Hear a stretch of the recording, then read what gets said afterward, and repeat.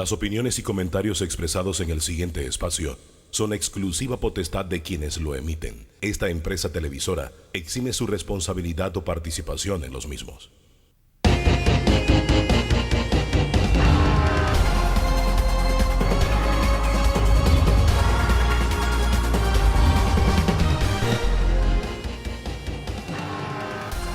¿Qué tal? ¿Qué tal? Buen día, bienvenido, bienvenida a Debate Abierto, este encuentro con el análisis, con la opinión, con las diferentes corrientes de pensamiento, domingo a domingo. Esta es la agenda que hemos preparado para usted el día de hoy. La encrucijada del año escolar, nos acompaña la ministra de Educación, Maruja Gorday de Villalobos. El anuncio de que los docentes debían retornar a sus puestos de trabajo causó un tsunami esta semana. Lo pondremos en perspectiva. Libertades y pandemia, nos acompaña Jaime Raúl Molina. Él es abogado, ha presentado acciones de inconstitucionalidad respecto a acciones que está desarrollando el gobierno. Y estamos a la espera de un vocero también de parte de gobierno para que defienda el punto de vista de los actuales administradores de la cosa pública. La vida después del código QR, eventos, restaurantes, discotecas, etcétera. ¿Cómo será esto? ¿Cómo va a funcionar? Nos acompañarán representantes de Arbit, Mario Luis González, y también de los promotores de eventos de Magic Dreams. Nos acompaña David Candanedo. Vacunación versus cuarta ola y tercera dosis. Estamos en esos polos de discusión. Tenemos orientación esta mañana con el doctor Eduardo Ortega Barría. Y cerramos la edición de hoy con un análisis del proyecto de ley que reforma la actividad bancaria en Panamá. ¿Qué beneficios o qué riesgos representa? Carlos Araúz es economista y estará haciendo un balance.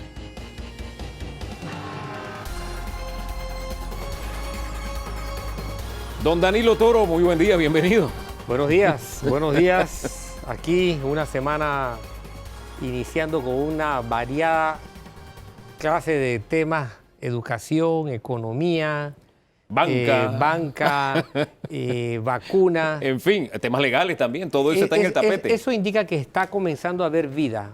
A veces atrás éramos monotemáticos, ¿no? Oye, sí, es cierto. La pandemia era el único tema. Ya tenemos agenda multitemática. Y hay muchos temas que se nos quedan en el tintero, pero sin lugar a dudas, educación es crucial para el presente y el futuro del país. La ministra de Educación está con nosotros. Señora ministra, gracias por acompañarnos. Como siempre, sí, aquí estamos. Ministra, usted anunció esta semana, algunos dicen en un gran plan, así de repente, los docentes vuelven desde ya a sus puestos de trabajo. La primera reacción, ¿qué balance tiene de si asistieron, no asistieron? El balance, por favor. Sí, bueno, al cierre del viernes 20 de agosto, donde culmina la semana, nosotros hemos tenido una acogida positiva de la comunidad educativa, y cuando hablamos de comunidad no solo es docente, padres de familia, estudiantes graduando sobre todo, que han mostrado esta necesidad. Y esta decisión, bueno, se le llama Ramplan, sin embargo, nosotros teníamos más de 6 semanas de haber solicitado al señor ministro de Salud, y en esa coordinación estrecha que se ha mantenido con él, el bajar el distanciamiento de acuerdo al CDC, que ya se había regulado para la mayoría de los países de la región. Obviamente él me dice, bueno, nosotros estamos en otra situación y avancemos con el barrido de vacunas, situación por el cual el día lunes ya él me confirma de que podemos hacer el ajuste a 1 metro, y yo le digo, y también vamos a hacer el llamado de acuerdo al decreto 485 de abril, que dice que todos los funcionarios públicos deben retornar a sus instituciones del sector oficial, y el personal debe acogerse al 100% de horario. Sin embargo, cuando eso se hace en abril, nosotros estábamos ante otra situación. Exacto. Recién iniciando un proceso semipresencial, pero tenemos la data para haber tomado la decisión, y yo sí tengo que decir, no sé, la palabra consulta creo que no cabe, porque nosotros no estamos modificando el 435, nosotros estamos ampliando la posibilidad de cobertura de esa modalidad semipresencial y del aforo de los estudiantes al bajar a 1 metro el distanciamiento. Yo quiero hablar más adelante con el del doctor Eduardo Ortega Barría, las bases para reducir ese distanciamiento, pero ¿qué le han dicho ustedes las autoridades? ¿Se pone en riesgo a los estudiantes al estar tan cerca? Bueno, es importante, inclusive en conversaciones con el doctor Ortega, por cierto, de que primero que todo los clústeres ni los grupos de contagio comunitario es la población pediátrica. Eso está confirmado a nivel epidemiológico y a nivel de país. Por el otro lado, la experiencia de nosotros desde el 31 de mayo, haber iniciado un pilotaje en modalidad semipresencial, nos da evidencia de que no se ha generado grupos de contagio ni clúster en ningún centro educativo. Y el contagio ha sido sumamente bajo, como sabemos, en comunidades como en los Lirios de Capira, por poner un ejemplo, donde inmediatamente se detecta en la comunidad, se cierra la escuela 15 días, acogiéndonos a los establecidos en nuestro protocolo de bioseguridad, avalado y publicado por resolución ministerial y avalado por el Ministerio de Salud. A propósito de los protocolos de bioseguridad y del decreto 435, los gremios han dicho que el ministerio está violando esta reglamentación porque está certificando el Ministerio de Educación a los planteles y no el Ministerio de Salud. Sí, yo creo que es propicio aclarar que el 435 habla en su artículo 2 específicamente de los requisitos para iniciar el proceso semipresencial, tener el comité de COVID establecido con la comunidad educativa, haber presentado el protocolo de bioseguridad con el plan de retorno a la dirección regional y obviamente hay un comité regional COVID. Por el otro lado, preferiblemente, lo dice taxativamente, el haber tenido vacunado a los docentes, preferiblemente porque en abril todavía no estaba el tema de la fecha de vacunación de docentes. Y por último, el aval de los padres de familia consensuadamente. El artículo 3 establece que el Ministerio de Salud coordinará y monitoreará conforme a lo estipulado con las autoridades del Ministerio de Educación. Nosotros no tenemos, y yo quiero ser claro, la capacidad, y eso está hablado, el Ministerio de Salud tiene un trabajo grandísimo con el tema de Panavac. En algunas regiones certifica, sin embargo, estamos hablando de qué va a certificar el Comité Regional COVID, distanciamiento, si están los insumos de tomas de temperatura, si funcionan bien los grifos de agua, si hay gel, etcétera. ¿Y todo eso lo tenemos en los colegios y las escuelas? Obviamente, en las 455 que ya iniciaron el proceso semipresencial, sí, y en las más de 800 que al día viernes 20 de agosto han solicitado ese retorno, sí lo tenemos. Entonces, si ya hay una disposición consensuada con el Ministerio de Salud, donde en el resto de los países donde ya inicia el proceso de retorno, incluso presencial, el distanciamiento es a 1 metro y este mismo comportamiento ha permeado la región de que las escuelas no son focos de contagio, de que los chicos incluso menores de 8 años no tienen esa transmisión comunitaria. ¿Por qué nosotros no acogernos y realmente empezar a reactivar nuestro sistema educativo, no solo para poder recuperar tiempo en los aprendizajes, sino también para vincular la parte socioemocional, el tema de nutrición, el tema de salud escolar y todo lo que implica tener un centro educativo abierto? Ministra, más allá de lo que digan los gremios, que ya hemos abordado algunos de los aspectos que nos han comentado, yo quisiera ir a las preguntas que tienen en las redes. ¿Cómo no? Algunos padres de familia, etcétera. Por ejemplo, Edith Gallardo nos pregunta en Twitter, si doy autorización para enviar a mi hija y resulta que la realidad es muy diferente a lo que me prometieron en el documento de autorización, ¿puedo cambiar modalidad presencial a virtual sin que la niña se vea afectada por las clases o se quede en el limbo? Sí, todas las opciones en este momento para garantizar el vínculo con el aspecto de aprendizaje e inclusive garantizar los aprendizajes están dadas. Yo creo que es importante la responsabilidad que tienen los comités escolares COVID de cada escuela. Si un papá por algún motivo no se siente seguro o cuando el niño ingresa a la escuela observa que las condiciones no son las propicias, tiene todo el derecho de solicitar que se le atienda al hijo. Entonces dirán, bueno, entonces el maestro ¿cómo se va a dividir? Porque todas estas preguntas han surgido esta semana luego del anuncio y para eso este proceso está apoyado por los directores regionales, los supervisores regionales y nacionales y los directores de escuela. Entonces yo creo que ese sería los menos casos. Don Danilo. Sí. Señora ministra, quiero aprovechar porque, aparte de lo que está planteándose, que es esta reacción a los anuncios que usted hizo, hay toda una secuencia de hechos que han impactado al sistema educativo. Y uno de esos tiene que ver con algunos tipos de formación específicos que el sistema educativo de Panamá tiene. Me quiero referir específicamente al de los IPT, a los institutos profesionales y técnicos del país. Estas son formaciones que requieren la asistencia de muchachos haciendo cosas. Ahí se aprende mucho haciendo algo. ¿Cómo resolver esa laguna tan gigantesca que se está dando y que va a impactar en la capacitación que ellos tengan una vez terminen el bachillerato, después de casi 2 años de no estar presencialmente? Bueno, precisamente nosotros hace prácticamente 6 semanas, en virtud de todo lo que ha ocurrido con la pandemia y sobre todo con la demanda del sector laboral, que inclusive en 17 meses cambió la oferta laboral del país, quizás a tener otras opciones a distancia, en teletrabajo, etcétera, nos reunimos con sectores de la empresa privada para darle seguimiento ya a un trabajo que había iniciado hace un par de años el Ministerio de Educación sobre hacer una propuesta de modificación de los bachilleratos profesionales y técnicos, de los cuales de los 16 bachilleratos que ofrecemos en el país, prácticamente 15 o 14 son todos orientados al área profesional y técnica, donde se requiere una inversión significativa en recursos, en talleres, en mobiliarios, en equipo, en maquinaria.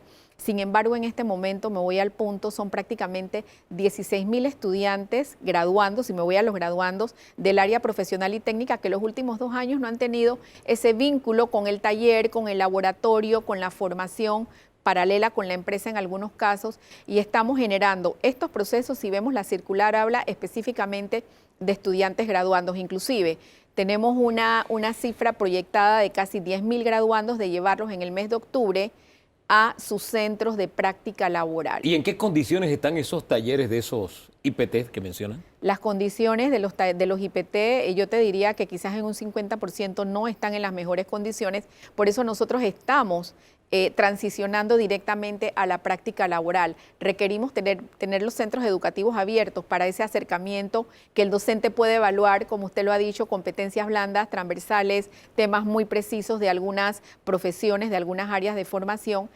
Sin embargo, nosotros sí como país tenemos que revisar, porque ya hay un estudio de la Alta Comisión de Empleo donde dice que Panamá al 2030 va a necesitar especialistas en toda la gama de construcción, y seguimos con las carreras tradicionales.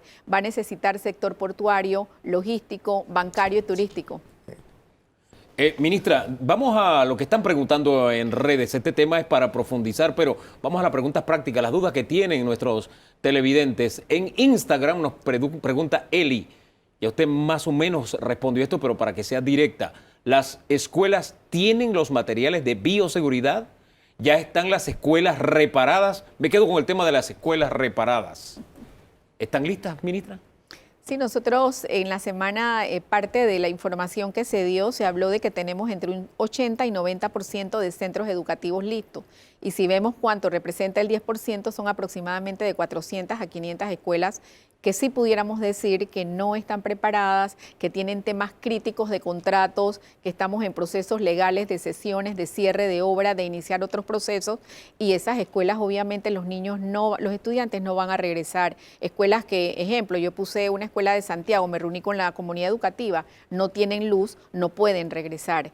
Escuelas que tienen situaciones críticas de bioseguridad no pueden regresar. Entonces es importante contestarle a la televidente, a Eli, que definitivamente el Comité de Bioseguridad de la región educativa, donde sí forma parte el MINSA, tiene la responsabilidad de verificar que las escuelas cumplan con las condiciones. ¿Cuántas escuelas no tienen internet ahora que hay docentes que estarán impartiendo clases semipresenciales o en línea desde el plantel? ¿Cuántas no tienen internet? Tenemos alrededor de 1.700 escuelas con internet, de las cuales quizás un 10% sea de caja, un 70% satelital, y estamos transicionando al internet de fibra óptica.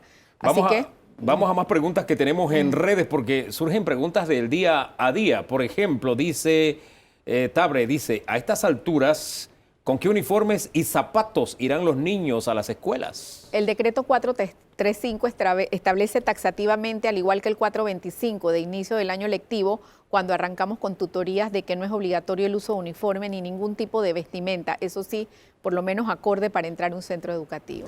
Don Danilo. La semana pasada tuvimos aquí al director nacional de presupuesto. Correcto. Y nos planteó el porcentaje del presupuesto, la cantidad de dinero del presupuesto que corresponde al Meduca. A pesar de que suena mucho, a mí me late que usted se quedó corta. y se quedó corta porque el Estado, el gobierno tuvo que reducir el presupuesto para muchas actividades. ¿Qué tan corta se quedó en el presupuesto que necesita para los distintos sectores? Y ligado a eso quisiera saber, ministra, ¿qué representa como salida en dinero el sostenimiento de algo como el ICSE frente a las necesidades que tienen los IPT que están por ahí alrededor? Ni siquiera tan lejos, el que está ahí en Tocumen, por ejemplo, ¿no? ¿Qué tanto hubiera podido hacer usted con los IPT con algo como el ICSE existiendo? Bueno, voy a la primera pregunta. Sí recibimos un ajuste significativo y obviamente hablamos de una reestructuración dinámica del presupuesto. En el presupuesto de inversión, que es donde están los proyectos que van directamente vinculados al quehacer educativo. Estamos hablando de un ajuste de quizás de un 30, un 40%. Nosotros el 31 de agosto vamos a estar sustentando ante la comisión el presupuesto, pero sí quiero reiterar, como siempre, nosotros tenemos durante todo el año traslados de partida y traslados internos. Eso por un lado nos ha ayudado mucho. Sin embargo, definitivamente que sí es un reto que tenemos a nivel de país lograr todas las instituciones, no solo educación, quizás las instituciones más sensitivas vinculadas con el desarrollo del capital humano o el desarrollo social del país. Sin embargo, nosotros sí seguimos teniendo ese porcentaje del seguro educativo y en este momento tenemos alrededor de 56 millones en saldo FESE con el depósito de la primera partida y tenemos 20 millones en fondo agropecuario. Entonces, sabemos que hay algunos temas que pueden complicar esa ejecución, pero estamos en ese proceso. Hemos con AIG documentado que más de 1.200 escuelas que no tienen conectividad pueden hacer las cotizaciones fuera de líneas con el aval del director de contrataciones públicas. Entonces, estamos en ese proceso porque si no hay movimiento de ese dinero, no hay depósito. Por el otro lado, creo que lo he mencionado en otras ocasiones, nosotros tenemos 2 créditos en este momento que son una fuente rica de financiamiento, como es el crédito que tenemos con el Banco Interamericano, que nos queda de saldo por ejecutar alrededor de 80 millones de dólares, y el crédito que tenemos con el CAF, que se crea inicialmente para Panamá bilingüe, que hicimos una evaluación y una consultoría y se mantiene para fortalecer una política pública para la enseñanza del inglés como segunda idioma, como nuestras riquezas que tenemos y una facilidad de migraciones, que es una donación que estamos recibiendo a través del Banco Interamericano de 15 millones de balboas. Vamos al Instagram porque GJ Cianca pregunta qué va a pasar con las escuelas que son centros de vacunación y qué van a hacer los docentes que estaban asignados a esos colegios. Sí, todo el proceso de vacunación está articulado con nuestros directores regionales, que son la contraparte del proceso de Panavac. Ya hemos tenido muchas escuelas semipresenciales que siguen siendo centros de vacunación. En las escuelas grandes se secciona la escuela en dos o tres partes y cuando hay proceso de vacunación se cierra la escuela. Si son escuelas pequeñas, se hace todo el proceso de limpieza una vez finalizada, pero en muchos lugares ya prácticamente hemos sobrepasado esa segunda dosis para algunos sectores. Entonces, no veo realmente que sea complicado. Es un tema de que el propio sistema se beneficia cuando una escuela está abierta en el proceso de vacunación. Otros países han abierto sus escuelas. A propósito, somos el país que tiene tristemente el campeonato mundial de haber perdido más días de clases presenciales. Ese campeonato mundial lo tenemos vergonzosamente. Pero no podemos pasar por alto que aquí nuestros vecinos han abierto y han tenido que volver a cerrar y han tenido que volver a abrir, etcétera. ¿Cómo ha visto usted esa posibilidad o cómo se ve esa posibilidad en Panamá ahora que se han tomado estas medidas? Nuestro protocolo lo establece muy claramente de que de darse contagios o de darse algunos alertas de parte del sistema epidemiológico, si tenemos que cerrar, pero yo creo que en estos 17 meses hemos ganado en generar esa vinculación con la familia, quizás a través de la conectividad, de las plataformas, de la teleclase, de material impreso. Y definitivamente si nos tocaría hacerlo por algún motivo donde se pone en riesgo la salud o la vida, nosotros somos los primeros, así como lo hicimos en el mes de marzo del año 2020, de tomar la decisión que a 8 días de haber iniciado el año lectivo se cierra para garantizar la salud y la vida. Tristemente por ahora se baila al ritmo que toca la COVID a nivel mundial, ¿no?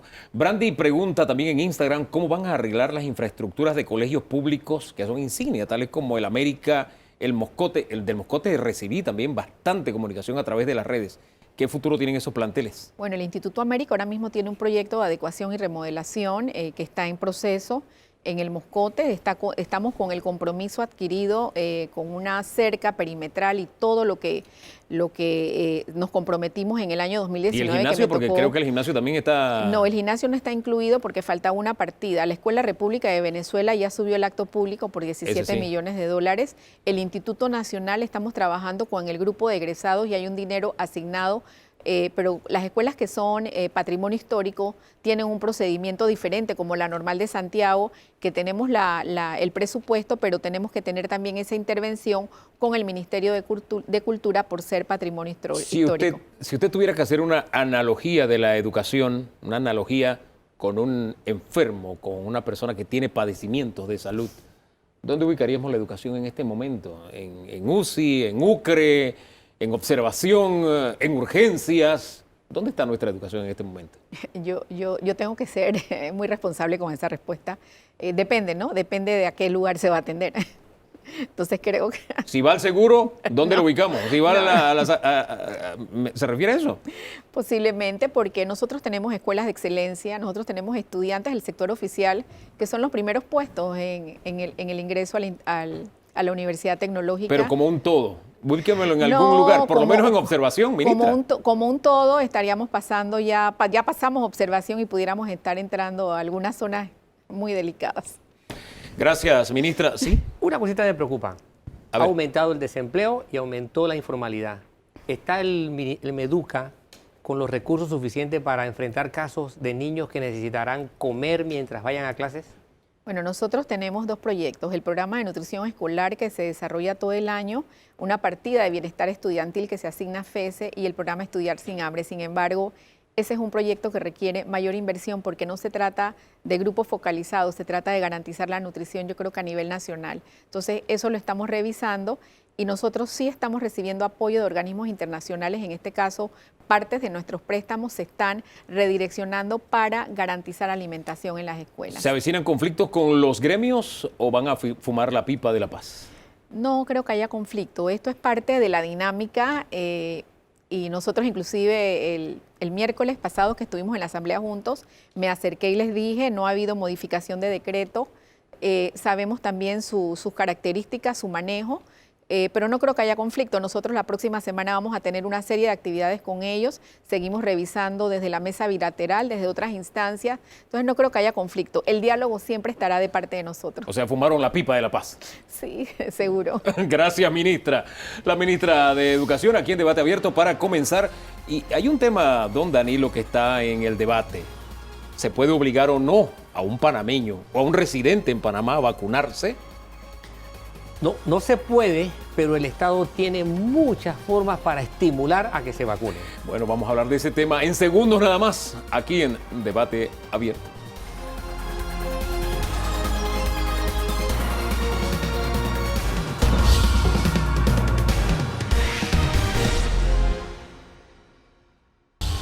Este segmento lo denominamos Libertades y Pandemia, don Danilo, y se supone que íbamos a tener un debate. Unos minutos antes de comenzar el programa recibimos notificación de que el vocero asignado por el gobierno no podía asistir, que iban a tratar de enviar a alguien y al final la cancha le quedó solita al licenciado Jaime Raúl Molina. Bienvenido. Muchas gracias, Hugo y Danilo. Triste porque al final yo creo que el debate nos enriquece. Por supuesto. Cuando estamos hablando de un debate de altura, de respeto, con sustento profesional y conocimiento. Y en los debates, en las argumentaciones se aprende. Claro, esa es la riqueza de los debates. Claro que sí. Este tema de las libertades, digamos que esta semana estuvo en discusión desde que el presidente de la República lanzó una advertencia, y eso ha estado en boga toda la semana. La advertencia consistía en decirle a los funcionarios que no se han vacunado, que si no se vacunan, podrían ser enviados de licencia sin sueldo. Lo lanzó como una advertencia, que eso estaba en la mesa de trabajo, mesa de análisis, mesa de estudio. ¿Algo como eso, concretarlo, es posible legalmente en Panamá? No hay ningún fundamento jurídico que le permitiese al gobierno hacer algo semejante con los funcionarios del Estado. De hecho, las licencias sin sueldo son algo que el funcionario puede solicitar. Hay una serie de razones o causales, pero la solicita el funcionario. No es una acción que toma unilateralmente la institución que lo emplee. De modo que no veo cómo, aparte de que hay un tema mayor o de mayor profundidad y alcance, que es el derecho a la autonomía de la persona para tomar sus propias decisiones en materia de intervenciones médicas, que va muy ligado al tema de el deber de obtener el consentimiento informado, que tiene que ser pleno, libre, previo de la persona que va a recibir o someterse a la intervención médica. Ahora, teniendo el Ejecutivo una batería, de seguro una batería de asesores, y diciéndonos usted esta realidad jurídica, ¿cómo es posible que el máximo mandatario de la nación haga una advertencia pública como esa, que según usted no tiene sustento jurídico? Llevamos año y medio en Panamá y bueno, en gran parte del mundo, pero hablando del contexto panameño, llevamos año y medio de una serie larga de medidas que no tienen un sustento constitucional ni jurídico en el marco general y que incluso son muchas de ellas violatorias de derechos humanos. ¿Como cuáles, por ejemplo? Bueno, por ejemplo, cuando aquí se restringió el tránsito de unos días las mujeres y otros días los varones, eso, aparte de que no tiene ningún sentido, no tiene ninguna justificación científica de control epidemiológico, eso nada más se inventó en Perú y en Panamá, no se llegó a establecer en ningún otro lado que yo tenga conocimiento. Dicho sea de paso, Perú y Panamá son de los dos de los países de este lado del charco con peor desempeño en términos de muertes por millón de habitantes, lo cual no habla bien de la idea de que mientras más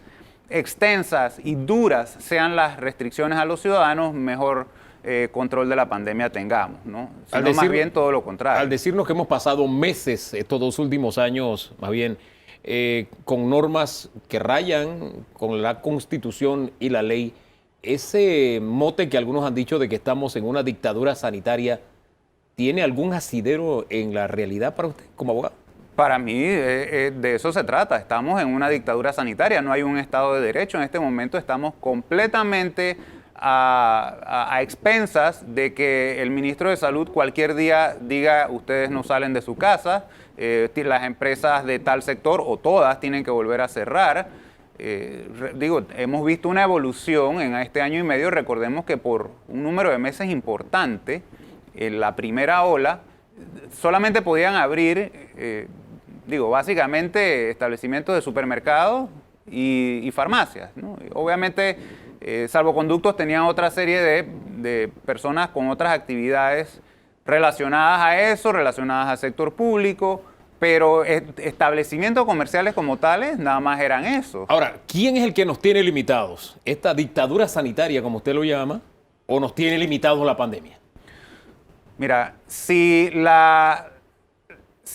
fuese la pandemia lo que hubiese causado todo esto, observaríamos primero que los países con medidas más restrictivas, como las de Panamá u otros países, tendrían un mejor desempeño en términos de muertes y hospitales, o sea, ocupación hospitalaria, que los países que adoptaron medidas más flexibles, digamos. Eso no se ha visto en lo absoluto.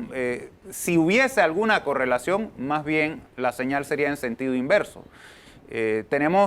Algunas personas no les gusta el ejemplo de Suecia, que para mí los epidemiólogos suecos lo dijeron en un inicio. Yo era escéptico del modelo sueco, yo no soy epidemiólogo ni nada, pero creo que todos en alguna medida nos hemos interesado en estos temas porque nos afecta directamente a todos. Y los epidemiólogos suecos dijeron, esto de tratar de controlar un virus respiratorio altamente infeccioso no va a funcionar y tarde o temprano todos van a terminar haciendo lo que nosotros estamos haciendo. Pero ellos tuvieron que tomar medidas restrictivas después. Que es admitir ¿sí? que no hay forma de erradicarlo y que hay que tratar de vivir con él. Yo no quiero entrar en ese debate porque tampoco soy epidemiólogo, pero uno maneja información. Suecia tuvo que tomar medidas restrictivas porque dijo, de esta manera no vamos a lograr. A ver, ¿cuáles fueron las restricciones de Suecia? Comunitaria.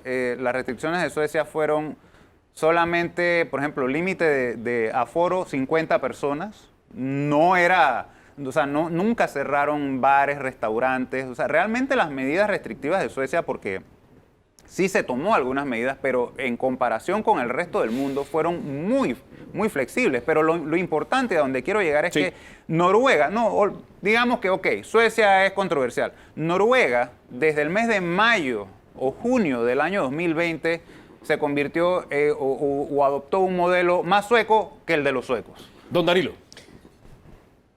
Suecia tuvo casi 15.000 muertos. Por eso tuvo que hacer lo que hizo. Exacto. Y no conozco en Europa, Bélgica, incluso Noruega, ningún país que no fuera terriblemente golpeado. Es más, recuerdo que cuando en Francia se anunció, los franceses reaccionaron yendo a comer a los parques y todo eso. Y Francia fue vapuleada por el virus.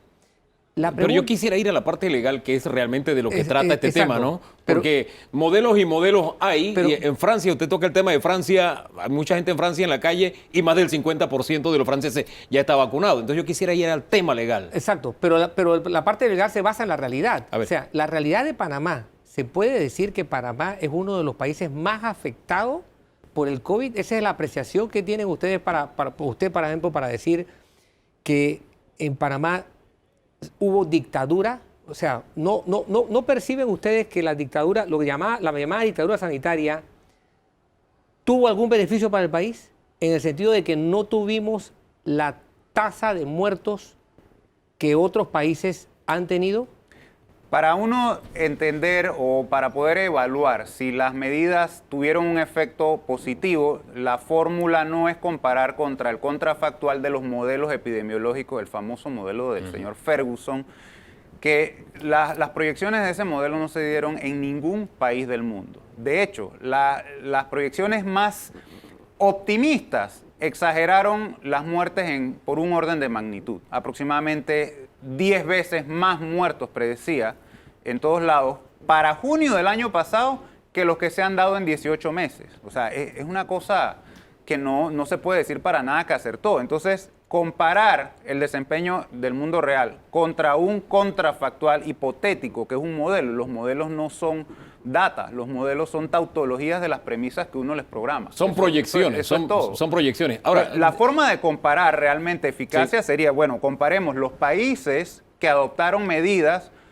muy restrictivas contra los países que adoptaron medidas menos restrictivas contra los aún menos. Y hay bastantes estudios ya que están demostrando y están señalándolo desde el año pasado, que la mayor restricción en las medidas no solo no generó un beneficio, sino probablemente en términos de muertos generó un perjuicio. Yo quisiera salir de ese marasmo porque ninguno de los tres es especialista en ese tema.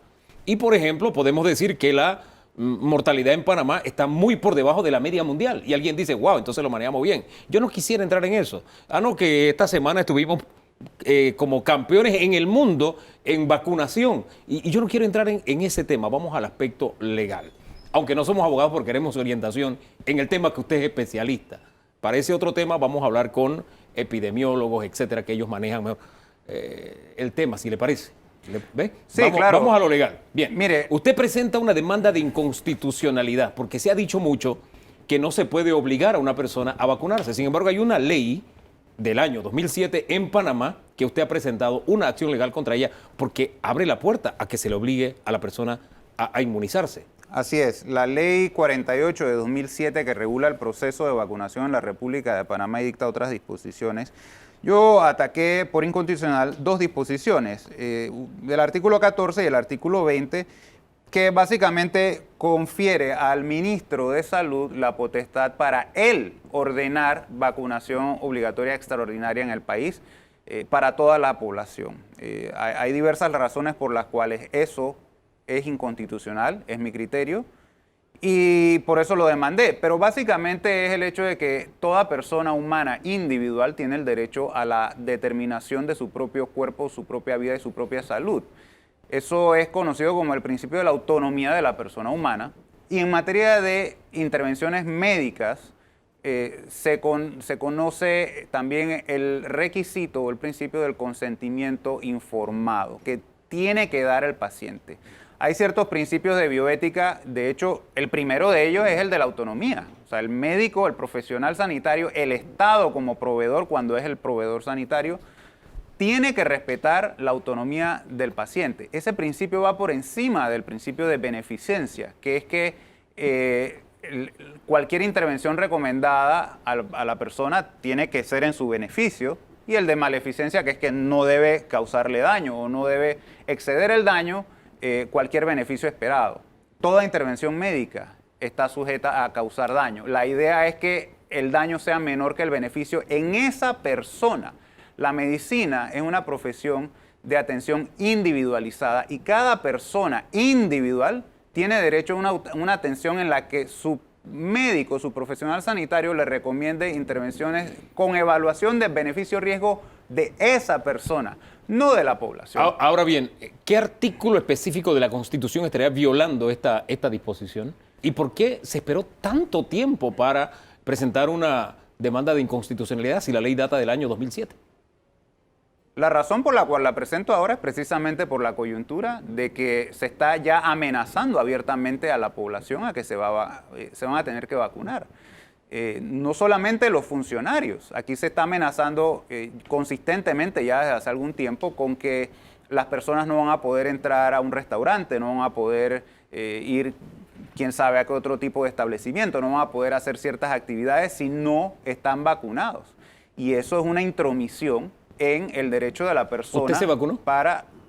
Yo no me he vacunado, pero eso es una decisión personal. No, totalmente, yo no la cuestiono. Del mismo modo que una persona que decida vacunarse tiene el derecho a hacerlo. La pregunta es por qué he escuchado, y qué sé yo, el día lunes entrevistaba a don Rafael Mezquita para citar algún argumento de parte del gobierno, y él decía, lo que pasa es que el interés colectivo está sobre el interés individual. De allí entonces que se tengan que tomar decisiones como estas basadas en leyes como esta del 2007. Ese estribillo del interés colectivo sobre el interés individual, hay un enorme error ético, y es que se confunde que en efecto hay decisiones colectivas en una democracia en las que de alguna manera, inevitablemente, se tendrán que tomar decisiones en las que no todo el mundo va a salir favorecido, y se establece ese principio. Entonces, por ejemplo, si se va a construir una carretera entre dos comunidades, hay que tomar ciertas consideraciones técnicas y también cuántos se benefician más en una ruta versus la otra, costo, etcétera. Eso estamos hablando de intereses. Cuando usted está hablando de derechos humanos, ese criterio de que 5 es más que 4 y por tanto 5 pueden votar para quitarle el derecho a los 4, eso no funciona. En materia de derechos humanos, la razón por la cual la humanidad ha establecido este concepto de derechos humanos como algo inviolable es precisamente para poner un límite a la acción del Estado. Señor Estado, usted puede tomar un montón de decisiones, pero esto que está aquí, esta línea, usted no la puede traspasar. Este es un debate que no solamente se está dando en Panamá, se da en Francia, para citar un caso que dije hace un rato. Y allá el Constitucional ha dicho ya, se ha pronunciado y ha dicho, la seguridad colectiva está sobre la individual. Sí se puede de manera obligatoria decirle a la gente que se vacune. Mire, la OMS evidentemente no es un organismo de derechos humanos, sino un organismo de salud. Sí. La OMS emitió una guía o un informe de abril de este año en el que contempla este tema de la vacunación obligatoria ante el COVID. Sí. Y se titula COVID-19, vacunación obligatoria, consideraciones éticas y advertencias. Sí. Y examina diversos puntos. Primero, dice, antes de contemplar que a nivel de Estado, obviamente, cualquier obligatoriedad de una vacuna anti-COVID, hay que examinar si hay suficiente evidencia de eficacia y seguridad. Recordemos que todas las vacunas que se están aplicando tienen autorización de uso de emergencia y ninguna ha sido estudiada a largo plazo. Por ahí había...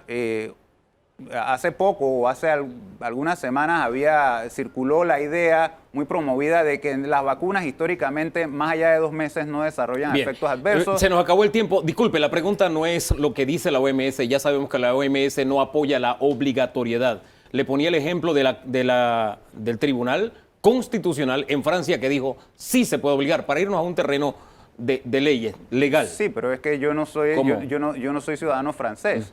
Hay tribunales en Francia que dicen una cosa... Se lo pongo en Panamá. Si Panamá se guía por lo que dicen otros tribunales no, era a modo de analogía.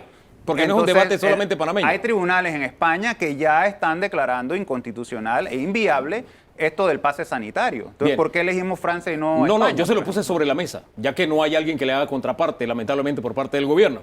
Pero ¿no opera también o podría operar el mismo principio que hay, por ejemplo, para el caso de los fumadores? Nadie le quita el derecho de fumar, pero tienen un área para fumar, sin afectar a los demás. Bien, tomemos ese caso como ejemplo. El fumador no se discrimina al fumador, no se discrimina a la persona. Se le dice, usted puede entrar. Sí. Usted es fumador y usted puede ingresar al restaurante, al recinto con aire acondicionado. Lo que no puede hacer es fumar allí.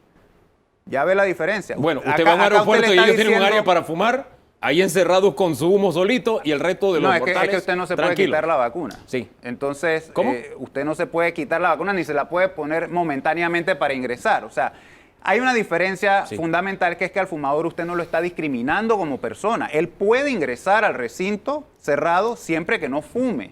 Usted no lo está discriminando. Hay una restricción de un hecho, pero no de la persona, cual no es el caso acá. ¿Cómo va a funcionar el código QR? De eso vamos a hablar en segundos nada más. Y me lamento de que no haya habido un abogado que sustente las medidas de gobierno. Pero hay una serie de argumentos que se tienen que poner a la luz de la realidad, ¿no? Sí. Por ejemplo, el hecho de que hoy día en todas partes del mundo se comprueba que la inmensa mayoría de las personas que están siendo hospitalizadas y que mueren ¿No por se han causa de vacunado? COVID son entre los no vacunados. Exacto. Eso debe llevar a producir alguna política pública. Para cuidar a los que se están vacunando. porque ¿no? son las principales víctimas. Las consideraciones de la OMS atañen no solamente temas de salud, sino éticos y jurídicos. Lástima que el tiempo no me ha permitido desarrollarlos, pero es que Sí. son bien importantes. Sí. Y eso es algo que va a tener que examinar la Corte Suprema en su momento. Y Dios quiera que sea pronto, porque si usted presentó una demanda de inconstitucionalidad, ¿cuál es el promedio de pronunciamiento de nuestras cortes? Tardan bastante, pero hay implicaciones también de confianza de la ciudadanía en la autoridad Dios de quiera salud que pública. se pronuncie sobre este tema, porque sí, necesitamos que haya una decisión sobre este tema. Hay quienes han tomado una decisión de vida en libertad, hay quienes han tomado una decisión muy particular en libertad y colisionan dos derechos allí. ¿Cuál es el derecho que debe privilegiarse en este caso? De eso tenemos que profundizar, y yo, sin ser abogado, quería tener a dos abogados que debatieran el tema. Triste y lamentablemente se quedó usted solo en el año. Gracias por haber estado usted Para él y haber feliz. hecho presente. No, él feliz. Él feliz. Al final está frente a dos que no son abogados. Pero ¿cómo va a funcionar el tema del QR? ¿Realmente hay discriminación? Ya hemos visto campeonatos en Inglaterra, por ejemplo, donde va la gente. ¿Cómo es que puede aglomerarse allá y sin mascarillas? ¿Qué medidas tomaron? ¿Cómo es que se ha abierto en algunos países el turismo y pueden acudir a diferentes lugares? ¿Se está discriminando el que se vacuna o el que no se vacuna? ¿Quién está discriminando a quién? De eso hablamos más adelante aquí en Debate Abierto.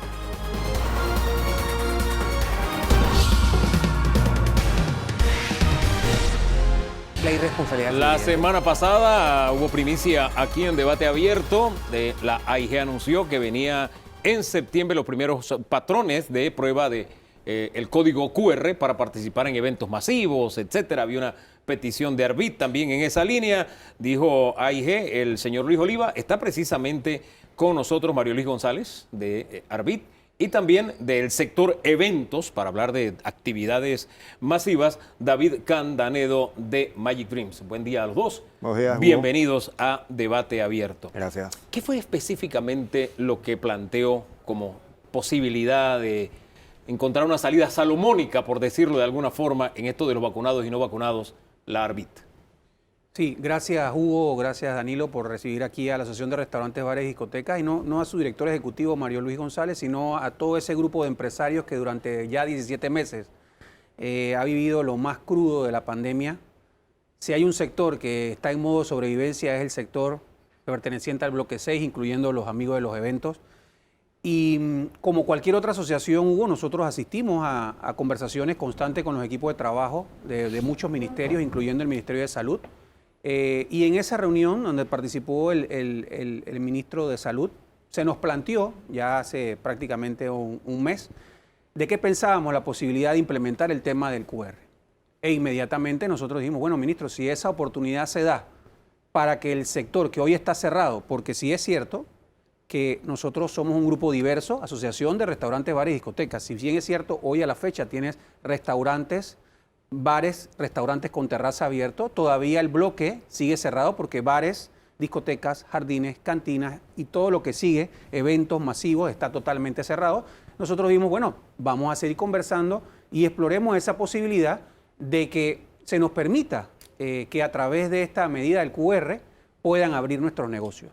Nosotros inmediatamente llevamos esto a la Junta Directiva y lo que se habló es que desde el momento uno nosotros no podíamos, porque obligar a nadie a tomar esa medida, pero sí era una alternativa y una oportunidad para aquellos que no habían tenido la oportunidad como sector productivo de tener ningún tipo de ingreso. Porque son negocios o estilos de negocios totalmente distintos. Un restaurante, a un bar, a una cantina, a un jordón, un jardín en el interior del país. Entonces, desde ese momento hemos participado en diversas reuniones. El día jueves estuvimos en una reunión y estamos explorando las diversas posibilidades. Nos gustó muchísimo, Hugo, Sí. te adelanto que se nos adelantó de que la primera prueba de este sistema va a ser el 2 de septiembre con el juego de Panamá-Costa Rica. O sea que eso significa que ya hay un proceso adelantado, ya hay un camino avanzado y nosotros lo vemos con buenos ojos porque de esa forma, poniendo el sistema a probar, es donde nos vamos a dar cuenta si realmente funciona. Obviamente nuestros lugares no son tan abiertos y masivos como el Estadio Rommel Fernández, pero si le das un aforo, por ejemplo, Hugo, Sí. de 80% al Rommel Fernández, ¿por qué yo no pedirte como restaurante un aforo del 50%? ¿Cómo funcionaría en un restaurante para tomar una de las ramas que usted representa? Sí, bueno, realmente lo primero que yo te diría es reiterarte que nosotros como asociación nos corresponde ser acompañadores, facilitadores, asesores, no podemos obligar a nadie y esta es una medida que cada dueño de negocio tiene que tomar por decisión propia. Claro. Es simplemente, lo que estamos viendo es que apenas tú te vacunas tienes que validar tu tarjeta de vacunación en el sistema o en la página web que tiene la AIG Sí. y eso va a permitirte pues que a través del escaneo de tu cédula se pueda verificar la doble vacunación. Obviamente estamos en discusión el tema de que si hay algún gasto adicional para adquirir ese equipo, porque la verdad que en este momento nosotros no podemos incurrir en ningún tipo otro de gasto, pero lo que sí hemos notado que ya hay restaurantes, por ejemplo, que sin esta medida, por decisión propia, hoy en día están dándote un café, una bebida alcohólica o no alcohólica por el simple hecho de presentar tu tarjeta de vacunación. O sea, buscando iniciativas propias que permitan incrementar el negocio que realmente las ventas están súper complicadas. ¿Qué ¿no? le han planteado sus agremiados? ¿La posibilidad de que haya áreas para vacunados y áreas de no vacunados? ¿Restaurantes exclusivos para vacunados? ¿Restaurantes exclusivos para no vacunados? No, mira, definitivamente que esto es y escuchando el bloque anterior, definitivamente nos damos cuenta que este es un tema que crea polémica, que está a flor de piel. Nosotros aquí, nuestro propio grupo es un grupo muy diverso. Sí. Nosotros aquí, como yo te mencionaba en algunas entrevistas hace un par de meses, nosotros no estamos aquí para ni segregar ni separar a nadie. Realmente lo que nosotros queremos, Hugo, es trabajar y que nuestras empresas se mantengan abiertas. Mira, Hugo y Danilo, este sector tiene 17 meses cerrados, sin ningún tipo de alivio financiero, Hugo. Entonces, cuando otros sectores productivos han estado abiertos, nosotros hemos estado cerrados. Y quiero decirte algo, ¿por qué vemos como esta medida como una oportunidad, Hugo? Porque al final del camino la gente va a poder tomar la decisión de abrir su empresa y seguir o no con el negocio. Eso es lo único que estamos Sí, por eso buscando. le planteaba qué escenarios hay, porque me ponía de antecedente el Rommel Fernández. Bueno, al Rommel van a ir los vacunados. Exactamente. Por poner un ejemplo. Así es. Entonces, la lógica me dice, lógica, no estoy diciendo que sea así, quería su aclaración. Me supongo habrá restaurantes de vacunados, habrá restaurantes que dirán, aquí pueden venir todos. Sí. Habrá algunos que separarán las áreas, allá los vacunados, acá los no vacunados, como una decisión salomónica. Supongo que cada empresa tomará la decisión. ¿Es en esa línea? En esa línea, y créeme que los que forman parte de Arbit y también algunos que no son agremiados a Arbit, como los amigos acá de los eventos, lo que están buscando es realizar negocios y eventos seguros. Esa es la consigna, negocios y eventos seguros. Y la mayoría, como los amigos de la FEPAFUT y el Instituto Nacional de Deportes, creo que van a tomar la línea de ofrecer este tipo de eventos a personas vacunadas. Don Danilo. Esa es la línea. Sí. El sector en el que ustedes operan es un sector terriblemente golpeado. Creo Sí. que solamente le supera en afectación el sector turismo. Sí. Y ustedes están muy asociados al sector turismo Ahí también. están. Exacto. Terriblemente golpeado, terriblemente afectado y la mano de obra pues prácticamente se le ha ido. Sí. Hay formas de poder pensar en una recuperación del sector, sabiendo que muchos ya no van a regresar. Pues, es decir, estamos pensando en que la recuperación implica que regresen a operar quienes se fueron o sencillamente que operen los que pudieron sobrevivir. ¿De qué estamos hablando? En realidad es, la palabra, por más dura que suene, es así, es lo que pudieron sobrevivir. Porque hoy en día yo te puedo decir que nuestro sector, que es restaurantes, bares y discotecas, estamos hablando de alrededor de 1.700 negocios que no van a regresar. Y hay otras asociaciones que han hablado de números mucho más grandes que los nuestros. Entonces sí estamos ligados a esa industria sin chimenea, que nosotros llamamos el turismo de Panamá, que produce iguales ingresos, iguales o más que el canal, Danilo. Y nosotros somos parte fundamental de esa industria. Panamá cuenta con la industria gastronómica y de entretenimiento más importante de Latinoamérica. Que nosotros no la hayamos querido reconocer como país, como quien decía, es nuestro problema. Pero lo que se ha demostrado la pandemia, así como ha demostrado que ha desnudado nuestras instituciones, Sí. también ha demostrado nuestra debilidad en este sector.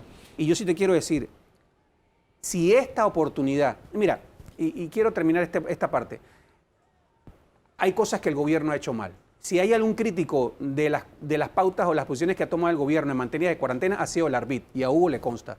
Aquí yo no estoy ni para ser vocero del gobierno, ni para defender ninguna posición. Yo estoy aquí para defender al micro, pequeño, mediano empresario que al día de hoy no ha recibido ningún alivio y que hoy en día tiene su empresa cerrada.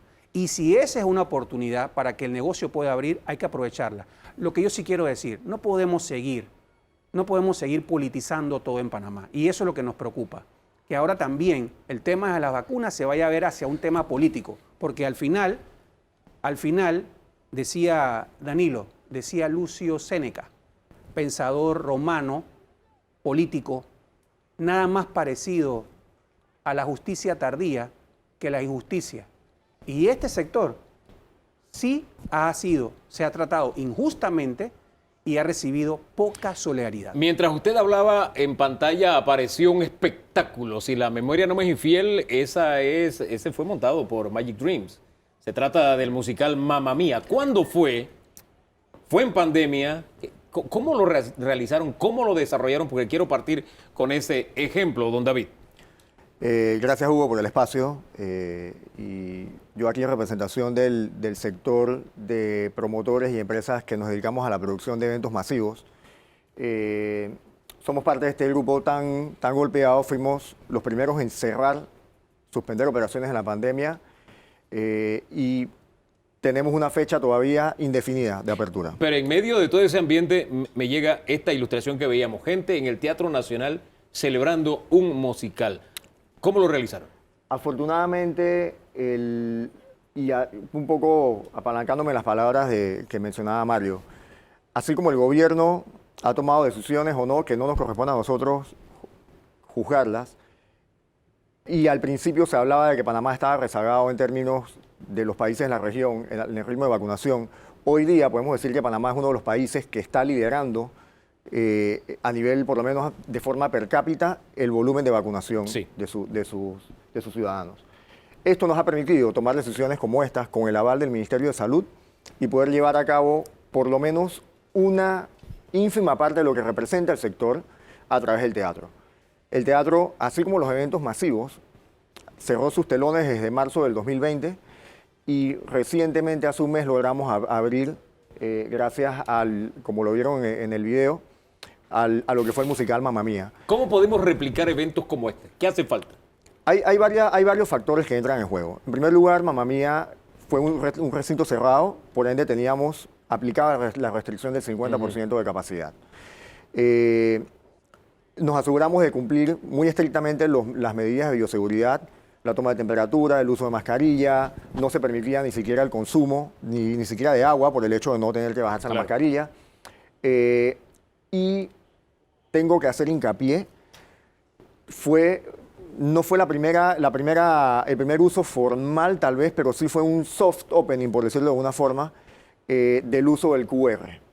Nosotros en ese momento aplicamos ya el uso de QR, que tengo que reconocer que fue un desarrollo que yo aplaudo de la Autoridad de Innovación Gubernamental, de la AIG, porque nos pone un pie por delante de toda esta discusión.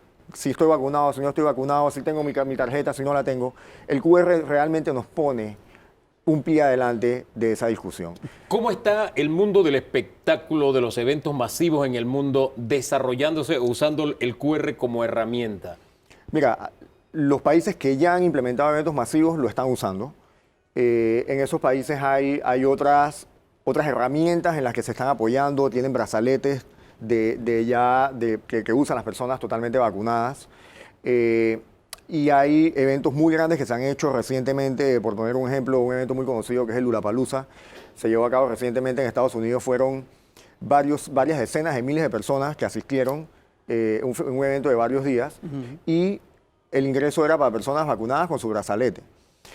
De la misma manera, yo creo que nosotros tenemos que apuntar a eso. Nosotros tenemos 17 meses de estar paralizados totalmente y apoyamos esta y todas las medidas que vayan en pro de la reapertura, total o gradual. Don Danilo.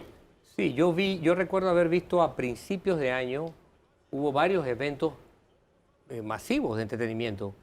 Vi la final del béisbol en el estadio que se transmitió, había mucha gente, es más, me llamó la atención lo cercano que estaban los fanáticos uno de otro allí. Y luego hubo varias movilizaciones para la época de Carnaval, Semana Santa. Y la verdad es que no habiéndose tenido mayor regulación de este tipo, creo que el país puede ya estar regulando la vuelta de la industria del ocio, la industria de los entretenimientos y todo eso. Oiga, lo estamos necesitando con toda la presión que tenemos, ¿no? Como sociedad, ¿no? Así es. Ahora, el punto es, ¿qué datos, qué cifras podríamos decir que representa esta industria en cuanto a gente involucrada, gente que vive de esta actividad económica? ¿Cuánta gente está dependiendo de esto? Porque a veces uno pierde la idea y, bueno, uno ve artistas y cree que, bueno, el que vive allí es nada más el que se está presentando en el escenario. Detrás del escenario uno no sabe quién está. Qué bueno que lo mencionas, Danilo, porque esto siempre ha sido una caja negra para muchas personas. Hay quienes ven un recinto lleno de personas, llámese un Figali, en el caso de Panamá, un estadio, y tú ves un show en un Rommel Fernández y ves 20.000 personas ahí. Y tú dices, se llenaron de plata, se llenaron los bolsillos de plata. Pero la realidad, esa es la percepción, pero la realidad es que la gente desconoce primero cuáles fueron los costos de producción del evento, cuánto se le paga a un artista, cuántos intermediarios hay para llegar al artista, cuánto pagamos en impuestos. Panamá tiene unos impuestos restrictivos, casi, vamos a decir que prohibitivos, para producir eventos, espectáculos masivos. Nadie tiene idea cuántos de las personas que están ahí pagaron por su boleto o tienen un boleto de cortesía. Manejamos y peleamos con el flagelo de la falsificación y el contrabando de boletos. La gente ustedes no tienen idea, hay toda una subindustria, por decirlo de alguna forma. Trabajan con el patrocinio que compra una cantidad determinada de boletos, además, todo eso, ¿no? Pero está el mercado negro sí, hay personas que se dedican, que tienen impresoras de brazaletes, sí, que se paran al lado de afuera. O sea, hay muchas cosas que entran en juego. Pero al final del día el mensaje es que nadie sabe lo que cuesta producir un evento y cuánto deja. Un evento, por ponerte un ejemplo típico, en el 2019 nosotros hicimos 3 eventos en estadios, en Rommel Fernández. Un evento en estadio genera aproximadamente 800 plazas de trabajo directa o indirectamente vinculadas a la producción del evento. Aquí no estoy hablando de lo que se genera de forma informal, los vendedores de carne en palito, los bien cuidados, todo lo informal que está alrededor. Dentro de lo que tiene que ver con la producción, y nosotros contratamos, estamos hablando de 800, poco más, poco menos, dependiendo del tipo de evento y el aforo total, plazas de empleo que genera. Esto incluye desde seguridad, seguros, limpieza, montaje, todos los proveedores técnicos, luces, audio, tarima, todo lo que implica montar el evento. A esto súmale todo lo que los patrocinadores aportan y todo lo que ellos sacan a cambio, porque una empresa no patrocina solo por poner su marca, la empresa busca un rédito a cambio de esto. y cada uno de estos eventos es un generador. Cada producción de estas genera una macroeconomía alrededor de ese evento que muchas veces es desconocido. Y hay una realidad que yo tengo que mencionarla. Nosotros como gremio no hemos tenido un frente unificado en el pasado. Claro. La pandemia ha venido a cambiar eso y es una de las pocas cosas positivas que yo rescataría de la pandemia, que nos unificó como gremios para nosotros ahora poder hacer un frente común y salir a hablar de números unificados. Y ese de la frente industria. común que ha dicho, ¿qué se puede hacer? O si ven en el horizonte la posibilidad de que el bloque pueda ser reabierto, de que Panamá pueda ser destino de eventos de este tipo, o van a ser eventos locales como Mamma Mía nada más. Mira, Hugo, justo en el día de hoy tuvimos una reunión en el Ministerio de Cultura, que es una reunión de seguimiento a una que tuvimos anteriormente con el ministro. Él participó, él también. Y es la primera reunión con mesa de trabajo enfocada específicamente al bloque 6 y a nuestro sector dentro del bloque 6. Hubo actores de muchas entidades, desde Migración, Ministerio de Trabajo, Ministerio de Seguridad, ATP, Ministerio de Comercio, muchas instituciones estuvieron representadas. Y justamente lo que les decíamos era que nosotros no pedimos, a diferencia de otros sectores que han hecho solicitudes al gobierno, nosotros no le pedimos al gobierno un subsidio para empezar a producir, no le pedimos al gobierno que nos dé prebendas. Nosotros lo que le estamos pidiendo al gobierno en este momento es que en el momento que podamos volver a operar, que no sabemos cuándo va a ser, nosotros estamos estimando que al ritmo de vacunación que llevamos, podemos estar proyectando primer cuarto del 2022, si Dios quiere, y nada cambia de aquí a allá. Y no salen una variante eco, la gamma, la cualquiera que pueda venir después de la delta. Ya, pero esa es una buena noticia, lo están viendo en el horizonte. Usted quería Es aportar nuestra algo? proyección. Sí, Y es la proyección. Y sí. nada más para terminar el punto, Sí. Hugo, perdón. Lo que nosotros estamos pidiendo al gobierno es que Sí. en el momento que podamos abrir, Sí. nos facilite las condiciones para que nosotros podamos recuperar el golpe económico que nos van a dejar para ese entonces 2 años de para y podamos recuperar ese hueco más rápidamente a través de la flexibilización de impuestos y periodos de gracia de todos los gastos que nosotros tenemos que cubrir para producir un evento. Se acabó el tiempo. Gracias a los dos por haber estado esta mañana aquí en Debate Abierto. Sí, 10 segundos. Sí, nada más. Por lo que preguntaba Danilo, 400.000 personas forman parte del sector entretenimiento y gastronómico de Panamá. Wow. Es una industria sin chimenea. Tenemos que despertarlo, tenemos que buscar un mecanismo. El código QR es una herramienta. El tema todavía en debate es afinarlo. ¿Cómo lo vamos a utilizar para que nadie se sienta discriminado, don Danilo? Así es. Hay que bajar los riesgos de segregación, discriminación, sin descuidar las medidas de control y de seguridad. Totalmente de acuerdo. De pronto tomamos medidas como, así cuando hay visitante y hay local en un campo de juego, bueno, con el código QR, los no vacunados de un lado y los vacunados del otro. No sé, pero tenemos que encontrar una solución salomónica en algún momento. Pausa y regresamos porque la vacunación se enfrenta a una posible cuarta ola en Panamá. Surgió esta semana esa posibilidad. Y también las variantes y las terceras dosis, aunque en Turquía ya van por la cuarta o quinta dosis, pero de una vacuna que no usamos aquí. Vamos a esclarecer esos temas en segundos nada más con el doctor Eduardo Ortega Barriga.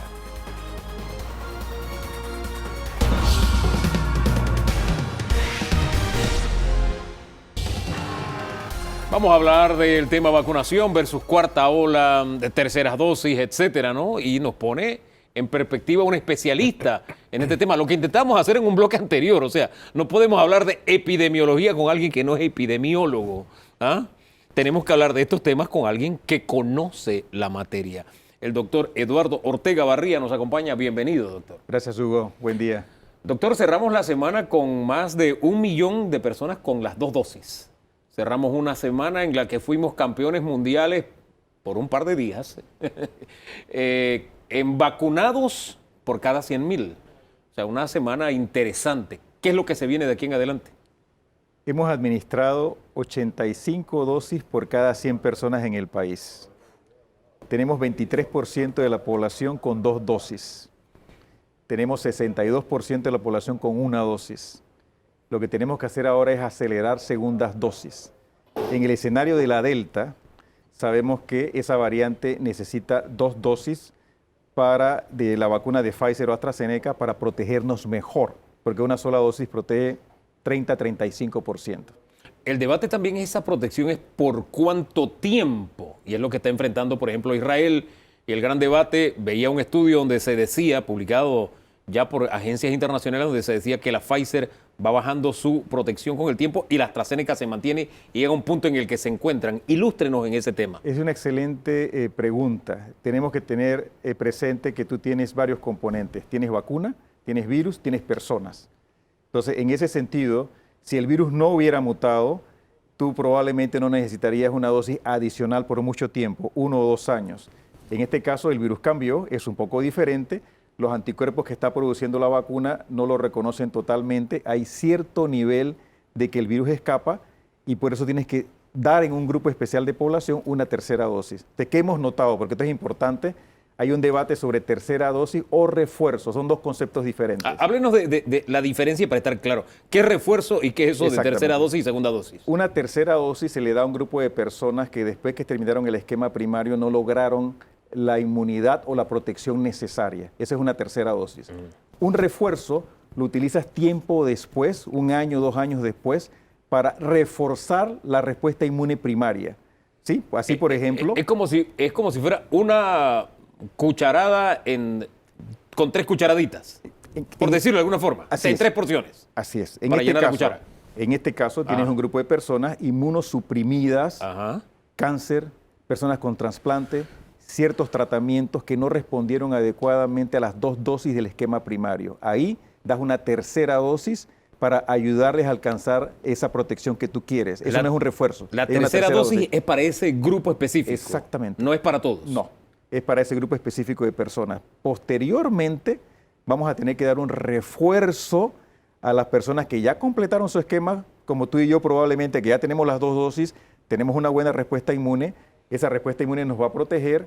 Pasa un tiempo, te doy el refuerzo para que tus anticuerpos suban. No significa que en ese esquema primario yo te dé la tercera dosis. Ese grupo especial no respondió bien a las 2 dosis, le doy una tercera. Ese es el esquema primario para ellos, 3 dosis. Nosotros vamos a requerir un refuerzo posteriormente. Así que es importante porque las personas están esperando, ¿cuándo me toca mi tercera dosis? ¿Voy a requerir una tercera? No. Tercera dosis se le va a dar a las personas inmunosuprimidas, cáncer, personas que tengan tumores sólidos, personas que tengan leucemia, personas que tengan un trasplante de órganos, que tengan medicinas que alteren su respuesta inmune.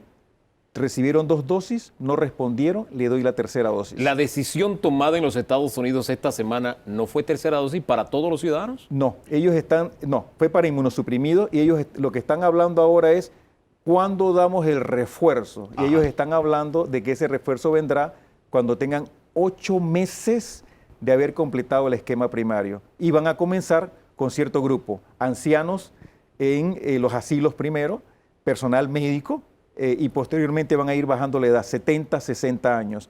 Recuerda que nosotros comenzamos a vacunar en enero, vacunamos al personal de salud en enero. Y después fuimos dando pequeños grupos y nosotros realmente estamos vacunando grandes núcleos de población finales de julio.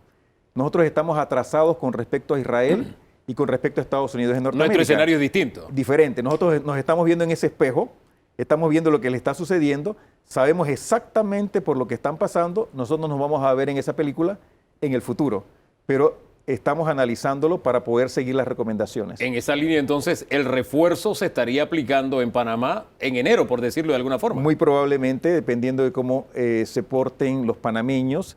Nosotros estamos siguiendo a los que hemos vacunado y sabemos hoy, por ejemplo, quiénes que son vacunados se han hecho positivos. En el momento que nosotros veamos que ese número comienza a subir, significa que la vacuna está bajando su capacidad de protegernos y ahí entonces podríamos recomendar el booster, el refuerzo. El refuerzo. Don Danilo. Sí, doctor, desde hace muchos años ha habido vacunas que se administran con refuerzos. Así es.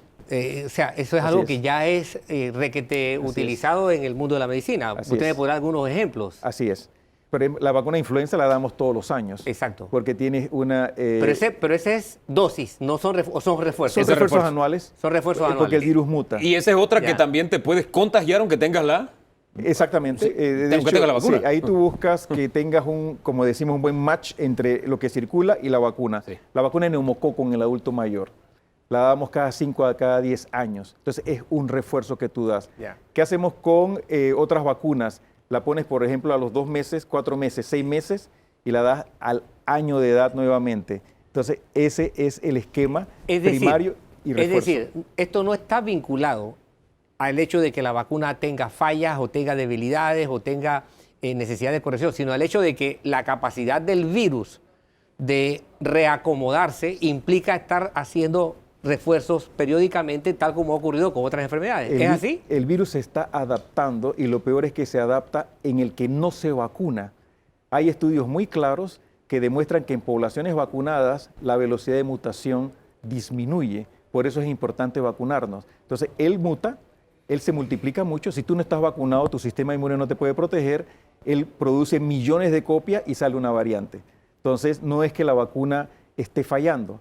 El virus está adaptándose y sobre todo en personas no vacunadas se adapta más fácil que en personas vacunadas. En otras palabras, conociendo el comportamiento del virus o de los virus, nosotros tenemos que ser más inteligentes que él. Tenemos que jugar ajedrez y adelantarnos. Adelantarnos. Exactamente. Y es lo que las compañías están haciendo. Ya están diseñando vacunas que incorporan cambios de la vacuna original. Sin embargo, las compañías intentan la solución más fácil. ¿Cuál es la solución más fácil? Darles un refuerzo para que suban los títulos de anticuerpos y de esa manera no tenemos que producir una vacuna diferente. Y eso nos sirve a nosotros porque ya tenemos la vacuna contratada.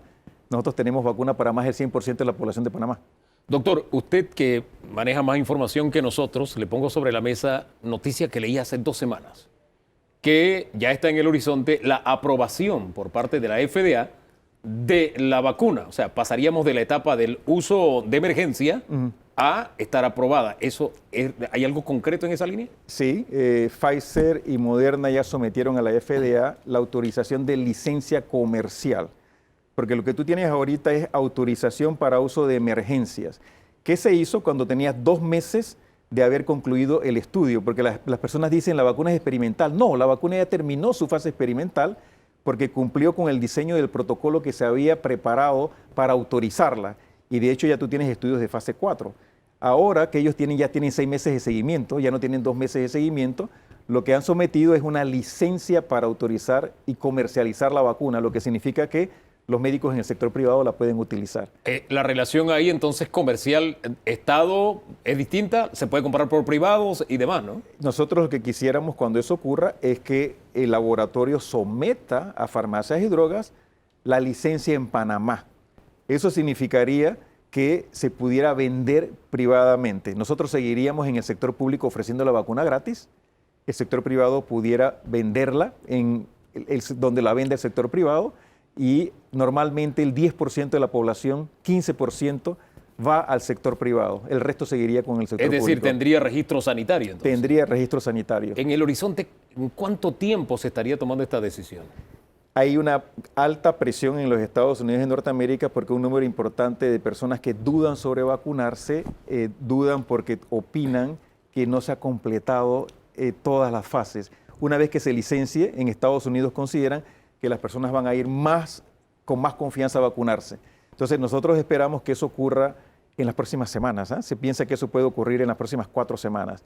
Nosotros quisiéramos que se someta acá también, porque eso liberaría un poco de presión, pero daría más acceso a población que se quiere vacunar en otros lugares. Daría más tranquilidad y mucha gente con miedo también, con Ahí temor. no sabríamos el costo privado. El costo Exacto. privado lo establece el sector privado. Claro. Exacto. Ya está con reglas de mercado. Don Danilo. Sí, doctor, está la discusión bioética, la parte de que si hay capacidad coercitiva Sí. para administrar medicamentos o para administrar vacunas o para administrar cualquier tipo de estos recursos que tiene el ser humano para buscar una mejor calidad de vida. El punto radica en esto, la decisión de estimular a la población implica que se pueden utilizar mecanismos coercitivos o realmente los estados están más bien orientados a que la población se convenza de qué es lo que le conviene.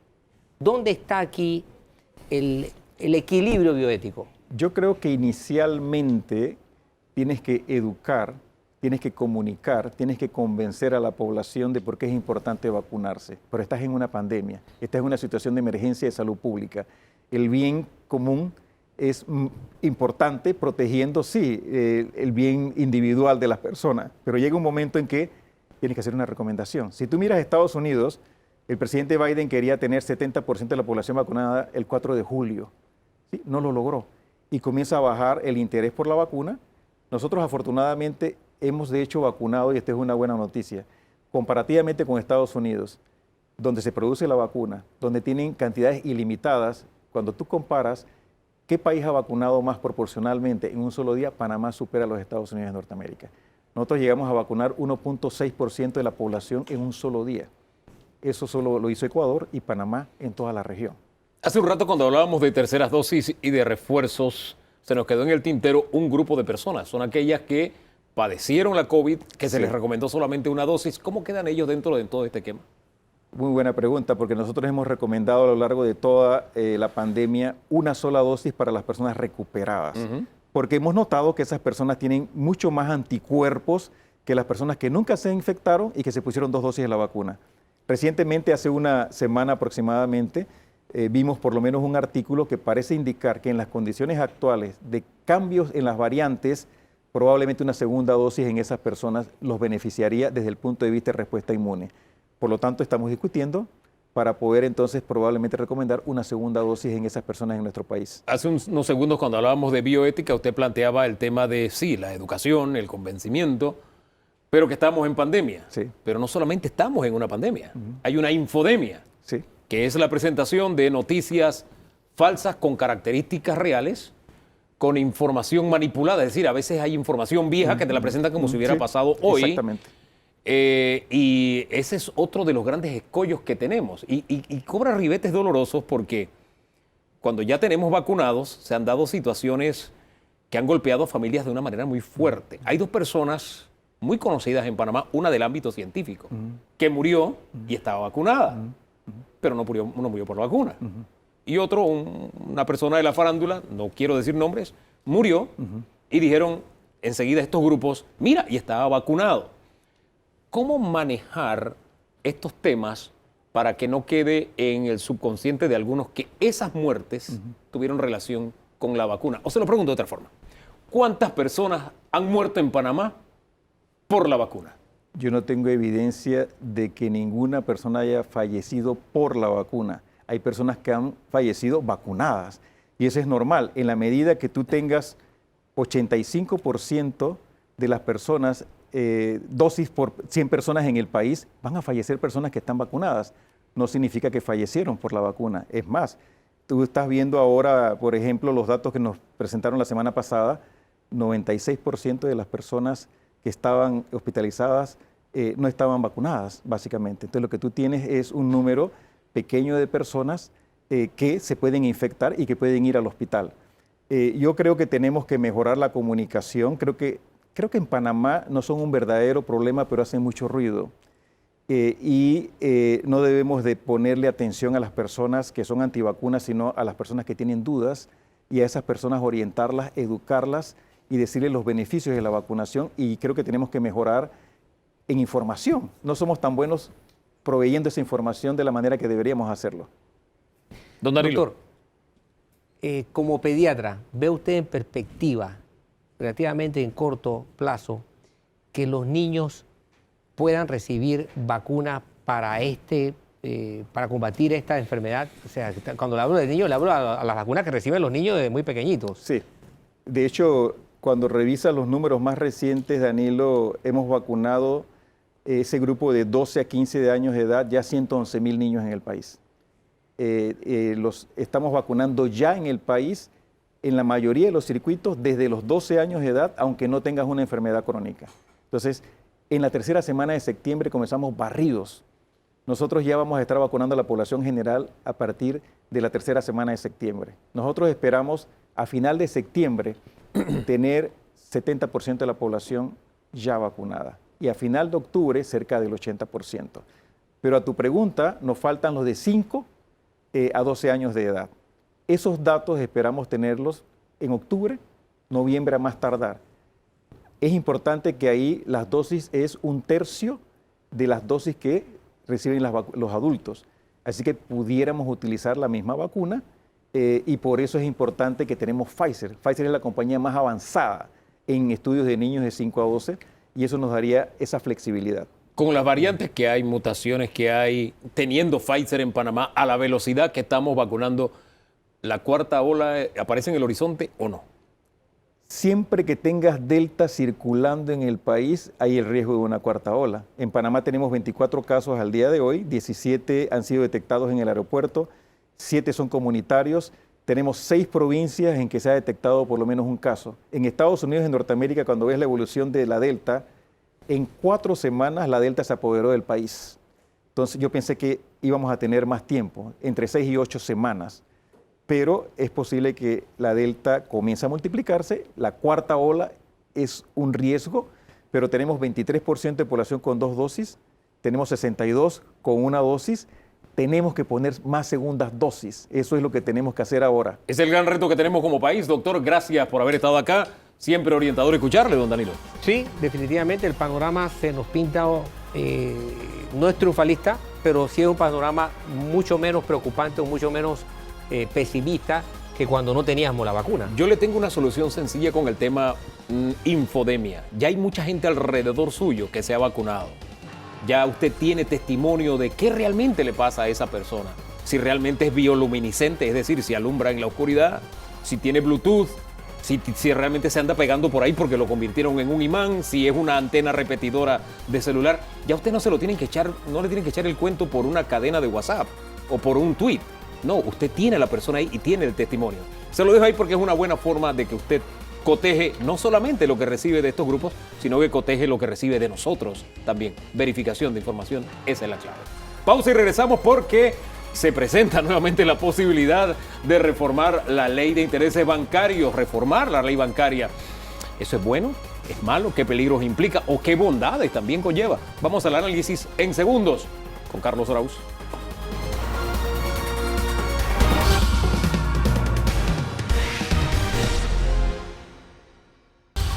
Hay momentos críticos en la historia personal, familiar, la historia de un país que tenemos o nos vemos forzados a tomar decisiones pensando en colectivo, pensando en este caso, decisiones nacionales pensando en la patria, don Danilo. Así es. Una de ellas, por ejemplo, ante la situación económica que estamos atravesando, si tocamos un sector es pensar, ¿esto le conviene al país? ¿Es para bien? ¿Va a impulsar la economía? ¿Nos vamos a dar pasos atrás? Correcto. ¿Esto va en sintonía con lo que otros sectores necesitan de la economía para que se reactive? Y pues se ha vuelto a tocar el tema de la reforma a la ley bancaria y quisimos hoy hacer un análisis, no con alguien de la banca, porque si traemos a alguien de la banca va a decir, no, el proyecto es funesto. Y si traemos a alguien de los que propuso el proyecto va a decir, no, hombre, este proyecto es lo máximo. Así que hemos traído un analista financiero para que él nos hable de este proyecto y nos diga si vamos por buen camino, si comenzamos a discutir este tema. Don Danilo, ¿le parece? Así es, totalmente. Carlos Araúz, bienvenido. Buenos días. Gracias, Hugo, doctor Toro. Yo soy optimista, así que comencemos con lo bueno de este proyecto. En la exposición de motivos del proyecto, habla expresamente de que necesitamos un país más justo, de que Panamá sigue siendo uno de los más desiguales en la región y eso es un hecho. Entonces, la intención es positiva. El deseo porque haya un país que vaya en una diferente dirección de crecimiento y que llegue a más personas. O sea, el auténtico progreso social que no se ha manifestado necesariamente por el crecimiento económico de los últimos años. Así que hay que rescatar esa intención. Lamentablemente, el cómo de las cosas es cuando se empieza a complicar la situación. A ver, vamos a desgranar eso. ¿En qué el cómo contradice los motivos? La intervención estatal usualmente tiene sus matices de alterar o de modificar realmente lo que la libre competencia o la libre empresa hace. Y en algunas ocasiones ha funcionado, pero el control de precios usualmente acarrea todo tipo de distorsiones y lo que el artículo o el proyecto de ley 420 persigue es precisamente eso, hay que llamar las cosas como son. Control de precios al costo del dinero, ¿a cuánto nos cuesta el dinero en Panamá? Las intervenciones de esta naturaleza, lamentablemente, acaban precisamente con lo que están buscando. Acaban con la posibilidad de que más panameños tengan acceso a bancos. Por ejemplo, la bancarización, la profundización, el acceso a la banca, porque los banqueros se asustan cuando hay este tipo de connotaciones y delimitantes. Entonces, ¿qué hacen? Analizan riesgos y colocan el dinero quizás en los grupos que tienen la mayor facilidad de repagar, perjudicando precisamente al sector más vulnerable. Entonces ahí empieza a fallar un poco el concepto. Hagamos un alto porque lo que se está diciendo es todo lo contrario. Correcto. Los bancos, y voy a utilizar el término que quienes favorecen el proyecto están usando, Sí. han caído en un estado de usura Sí. respecto a sus clientes. Así que para favorecer al cliente vamos a regular los intereses bancarios. Usted me está diciendo que el efecto es todo lo contrario. Todo lo contrario. Científicamente, la data, los ejercicios que se han recabado durante muchos años, apuntan precisamente a específicamente los resultados del ajuste o el tope en tasas de interés. Por ejemplo, la usurería, de hecho, en países como Colombia, como Bolivia, Nicaragua, donde se han implementado estos ajustes, rápidamente se dispara y es la informalidad. Es el tema de no regular entonces el acceso a los fondos y lamentablemente proliferan entonces las personas que en la calle están facilitando dinero porque no se encuentra entonces en los bancos el apetito de riesgo para prestarle al que menos tiene. Cuando usted me dice por las calles, yo pienso en gente que de pronto está dando préstamos al nivel de las financieras, que es de pronto lo más popular. ¿Las financieras se ven afectadas por este tipo de regulación? Sí, las financieras se van a ver afectadas, pero yo no hacía referencia específicamente a esas personas. A Yo ver. hablaba de un segmento incluso más abajo, Sí. de personas... El informal que está vendiendo dinero en la calle. En la calle, que llega a los 15 y los 30, Exacto. usualmente a tocar la puerta del local comercial y le dice, oiga, usted me tiene que pagar. Y hay filas. Eso existe en Panamá. Hay filas Sí. de personas que a los 15 y los 30 tienen que hacer fila para pagar porque viene el cobrador. Y a un interés que 30, 35%. A veces el doble. Porque el doble. riesgo para él es más alto. es más alto, por supuesto. aquí entonces el tema es ese. El punto, el quiebre está en eso. El nivel de riesgo de Riesgo. quien presta el dinero, el costo del dinero, como usted decía al el principio. costo del dinero. Y entonces, este proyecto tiene particulares aristas que a mí me llaman la atención porque parte de mitos, de algunas leyendas urbanas. En Panamá, por ejemplo, se habla de que somos el país con la tasa efectiva de interés más alta de Latinoamérica. Eso está en el anteproyecto de ley, cuando es precisamente lo contrario, es una de las tasas más competitivas en toda la región. Entonces, cuando haces este sondeo de ciencia, de evidencia y lo que dice... lo que ha pasado en Panamá y en la región, entonces te sorprendes cuál es el verdadero ímpetu o espíritu que promueve esta ley. Ese es uno de ellos. Y el otro hacen referencia a la que la tasa de interés en Panamá la dictamina la Reserva Federal de Estados Unidos. La Reserva Federal de Estados Unidos, que tiene hoy sus tasas muy parecidas o cercanas al 0%, si usted compara obviamente el 0% y a usted en su hipoteca le están cobrando 6 o 7%, usted va a decir, esto es usurería, si a los bancos le cobran 0%. Eso no es así. El costo de fondeo en Panamá está compuesto de múltiples temas, como por ejemplo gastos administrativos, operativos, cumplimiento. El cumplimiento en este país, de hecho, estamos en listas grises, estamos en listas negras, en todo tipo de listas, de todos los colores, porque no hemos sabido quizás implementar los cambios necesarios para que se cuide mejor la integridad del sistema bancario a través de las preguntas concretas, y eso le cuesta a los bancos, Hugo y doctor Toro. Eso lamentablemente se traslada entonces al cliente. Y hay que tener mucho cuidado en cómo esto se va calculando. Yo creo que lamentablemente esta ley persigue de nuevo el beneficio hacia personas que lamentablemente no van a lograrlo y va a excluir, va a terminar excluyendo a las personas que más vulnerables están. Y eso es algo que debemos atacar de una buena vez para lograr precisamente lo que no dudo de la intención de los diputados de que quieren apoyar al panameño más vulnerable. Bueno, pero no lo hagamos así porque el control de precios va a provocar lo contrario. Hay otras maneras de hacerlo, promover más competencia, promover la modernización del sistema bancario, exigirle a los bancos a lo mejor otro tipo de esfuerzos para cumplir con obligaciones fiscales o de responsabilidad social empresarial. Hay muchas maneras, pero este en particular solo crea distorsiones que afectan al más pobre. Es el más pobre convirtiéndose en más pobre lamentablemente. Don Danilo.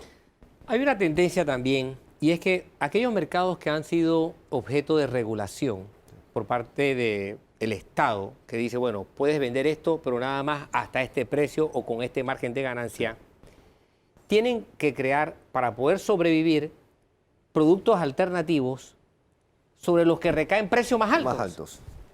Esa es otra cosa que la gente pierde de vista. Sí. Me gustaría que lo pusiera en perspectiva porque la gente no solamente se ve afectada porque se ve limitada, sino porque cuando va a buscar algo, lo encuentra entonces a precio más alto de lo que lo encontraría si no hubiera regulación. Es así. ¿Es cierto eso? Me gustaría que lo explicara. Sí, eso es enteramente cierto. Lamentablemente, pues porque el negocio sigue siendo negocio. porque esto no es obra de beneficencia, la banca es un negocio de intermediación bien hecho, bien estructurado.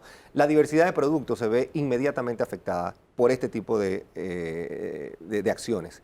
Y me refiero a la diversidad, me refiero no solo en la calidad de lo diverso, lo diferente de productos, sino también a las diferentes metodologías de acceso a ellos.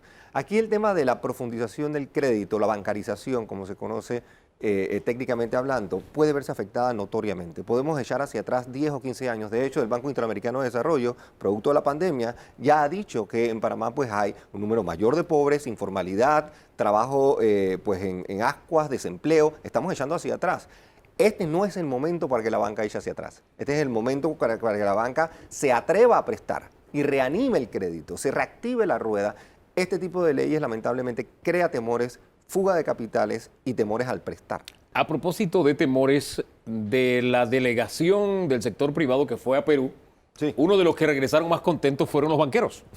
Porque no nos llamemos engaño, por razones harto conocidas, hay muchos peruanos que están desviando su capital a países que le pueden ofrecer más seguridad. Es así.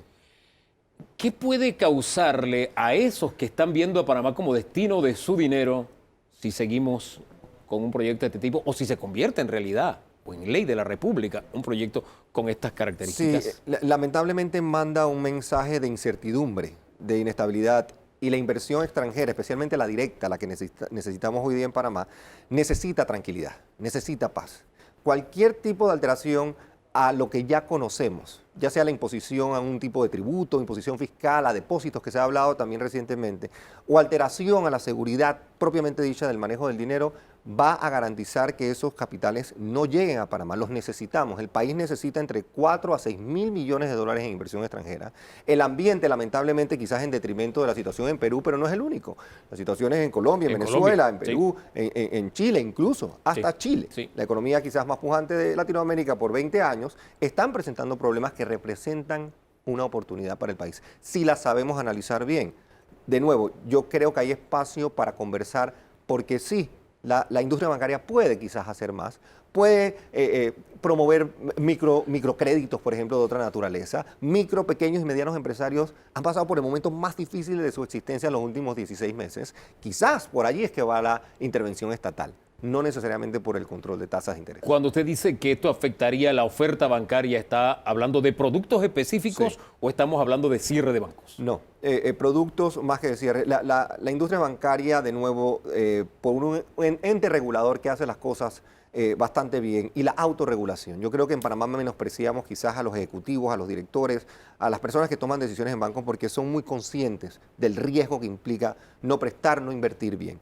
Sin embargo, lo que hemos visto en otros países, Costa Rica, por ejemplo, el producto de tarjetas de crédito en nuestro país es vital.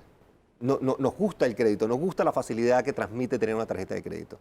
En Costa Rica se vieron reducidas en casi 150.000 tarjetas de crédito en cuestión de 2 semanas, cuando pasaron una ley similar a esta. Y es lógico, porque las tasas de interés, de nuevo, ya no hacen sentido ante un producto que es tan riesgoso. ¿Para qué voy a prestarle a la persona, de nuevo que me expone como banco, como manejador responsable y cuidador de cuentas, a algo que es tan peligroso? Y lo peor aún, se va entonces el dinero hacia quizás los sectores más cómodos o más afluentes de la sociedad, dejando también a la clase media desabastecida de posibilidades, en la que lamentablemente pues usualmente cae el peso de algunas de estas acciones. Don Danilo. Bien. En el decir ordinario, en el decir común de la gente, se oye mucho esto. Los bancos están hinchados de plata. Los bancos tienen allí la plata y fíjate que no la sueltan. Sí. Entonces, la gente pierde de perspectiva 2 cosas importantes. Uno, que la inmensa mayoría de esa plata, primero, no es de los bancos, es de los depositantes. Depositantes, así es. Que esperan recibir un beneficio de tener el dinero en el banco. Y segundo, el hecho de que los bancos tengan capital implica que eso empuja a los bancos precisamente a ser competitivos para buscar cómo y dónde colocar ese dinero. Así es. Entonces, en la medida en que yo regule el interés, yo estoy desmotivando al banco para que sea competitivo. Porque se cree en esa leyenda urbana Sí. de que los bancos están hinchados de De plata. plata. ¿Cómo desmitificar eso? La libre oferta y demanda en Panamá ha funcionado por mucho tiempo. Estos son sistemas que vienen de fluctuaciones de antaño. Sin embargo, reitero, la autorregulación en los bancos, el ejercicio disciplinado que hacen los ejecutivos por cuidar el dinero de los cuentavientes, más un ente regulador que está pendiente de las acciones que se toman, debe crear entonces algún tipo de tranquilidad, algún tipo de garantía de que se va a manejar bien. Sin embargo, lo que no deja de ser cierto es que hay dinero en los bancos. Por supuesto que hay dinero y hay mucho ahora mismo porque la pandemia, precisamente 16 meses, se ha contraído el crédito. De hecho, no se están dando préstamos con la celeridad o con la facilidad de antes. Lo que necesitamos, de una u otra manera, es que nos animemos a prestar, de que los bancos, las financieras, las cooperativas que también se van a ver afectadas por este tipo de acciones, tengan el interés y tengan de nuevo la motivación, el incentivo para prestar. ¿Cómo se logra eso? Con más empleo, con tranquilidad, porque la persona empleada va a poder pagar su obligación. Ahora mismo estamos teniendo ambientes de nuevo de desempleo en 20%, hay mucha incertidumbre en cómo se repaga un préstamo. Entonces, volviendo al tema de que si están o no están hinchados, hay mucho dinero, hay liquidez definitivamente cómoda en los bancos, pero a ellos también les cuesta ese dinero. Al no prestarlo a tasas interesantes, no hay motivo entonces para ir a la rentabilidad. La competencia es fundamental. Una tasa de interés controlada lamentablemente no alimenta la competencia. La competencia es lo que nos ha permitido ir de un banco a otro y decir, no me gusta esta tasa, no me gusta este producto, y ahí entonces voy viendo. No hacerlo entonces implica facilitar de una u otra forma entonces que lamentablemente no tengamos acceso a los productos que teníamos antes. Ese dinero que usted dice está en el banco, que el banco tiene, que dadas las circunstancias pues no está moviendo ese crédito como de pronto aspiramos muchos panameños. Sí. Eso incluye lo que he escuchado frecuentemente de que hay $2.000 millones que le inyectó el Estado vía préstamo que todos tenemos que pagar. No, Hugo. Ese es otro de los mitos y de las leyendas urbanas que lamentablemente en pandemia la desinformación se ha convertido no solo en materia de vacunación o en materia de conocimiento médico, pero en este puntual no existe tal cosa. Hubo diferentes vehículos que fueron aprobados por el Banco Mundial, por el Banco Interamericano de Desarrollo, el Fondo Monetario Internacional, para tratar de garantizar, uno de ellos de $500 millones, es una garantía que el Banco Nacional recibió para en caso tal de que hubiese problemas de liquidez, que hubiesen manejos infortunados en la banca, pudiésemos entonces salvar un banco. Recuerden que en Panamá no hay un banco de último recurso, no hay un banco central, no hay banca central. No hay un banco que va a entrar y va a decir, no, yo voy a aportar la liquidez para salvar ese banco que se mete en problemas. Eso no existe en nuestro país. Entonces, este tipo de facilidades no es que fueron inyectadas en los bancos. Donde yo sí creo que hay oportunidad es en el pequeño y el mediano empresario, que el banco, quizás el estatal, pudo haber hecho una intervención mucho más agresiva. Ahí quizás flaqueó el tema y lo reconozco como un área de mejora que quizás la ley debería aportar. Yo soy de una generación que creció viendo cómo se hacía próspero el centro bancario internacional y de cómo el mundo de alguna forma miraba ese milagro de nuestro centro bancario y de cómo de alguna forma había un acuerdo nacional de esa es una vaca, tal vez va a sonar feo, esa es una vaca sagrada, sí, digamos porque nos está dando leche sí, en empleos, empleo de calidad, mano de obra especializada, ejecutivos de alto nivel y demás, sí, que no todos son extranjeros, sino también nacionales. ¿Qué es lo que ha pasado con el paso de los años que ahora le quieren cortar las ubres a la vaca? Yo siento que quizás como es fácil, es lo más sencillo, es lo más quizás potable, creo que hay acciones entonces que se prestan también quizás de corte popular. Porque es interesante o es quizás hasta, no sé si sexy sería la palabra, decir de nuevo de que vamos a tomar acciones contra aquellos que más tienen para entonces distribuirlo entre los que menos tienen. Y ese discurso a veces pues cala y llega a convertirse en algo, yo creo que popular. ¿Pero se convierte en un boomerang? Eso definitivamente vuelve a asustarnos, okay, y es peligroso. De nuevo, porque lamentablemente la competencia es lo que debería perseverar, lo que debería entonces procurarse y que hayan los canales para que más panameños tengan acceso al crédito. Lo que tenemos que encontrar es la forma, quizás educación financiera, educar para que entonces tengamos ese acceso. Para que se abra esa válvula que está cerrada, hay que decirlo también. Ahora mismo, hay que abrirla. Así es. Bueno, un tema para meditar, para seguir analizando con el paso del tiempo. Don Danilo. Así es. Ha habido estados en América Latina que han pasado por la triste experiencia de ver su banca castigada. Algunos por decisiones. Recuerdo el gobierno del difunto presidente Alan García, que decidió sencillamente no pagar la deuda y se fue al traste el Perú. Pero fíjese lo que usted dice, su banca. El tema es que nosotros ni siquiera tenemos banca. Esos bancos están aquí aprovechando nuestras ventajas. Pero en fin, gracias, don Carlos, por haber estado, don Danilo. Gracias como siempre, a ustedes por la sintonía. El próximo domingo tenemos una cita nuevamente aquí en Debate Abierto. De aquí entonces nos seguimos regalando una excelente jornada, la mejor de las jornadas. ¿Le parece? Bendiciones.